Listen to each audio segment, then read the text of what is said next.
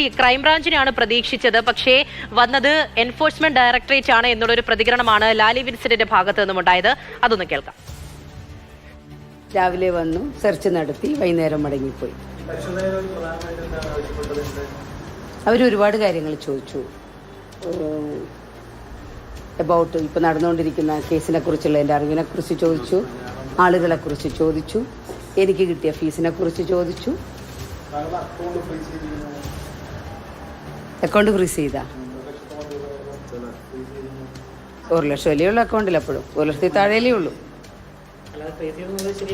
അറിയില്ല, അതൊക്കെ എങ്ങനെ നിങ്ങൾക്ക് ന്യൂസ് കിട്ടുന്നതാവോ എനിക്കറിയില്ല.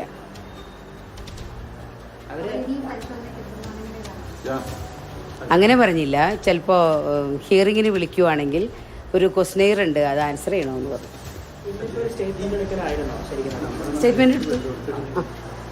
സ്റ്റേറ്റ്മെൻ്റ് എടുത്തു. സ്റ്റേറ്റ്മെൻറ്റ് എന്നെ വായിച്ച് കേൾപ്പിച്ചു. ഞാൻ എനിക്ക് കേസിനെ കുറിച്ച് അറിയാവുന്നതും കക്ഷികളെ കുറിച്ച് അറിയാവുന്നതും എനിക്ക് ഫീസ് കിട്ടിയതും ഫീസ് ഞാൻ ചിലവാക്കിയതും എല്ലാം വിശദീകരിച്ചു. അവർ സ്റ്റേറ്റ്മെൻറ്റ് തയ്യാറാക്കി കൊണ്ടുപോയി.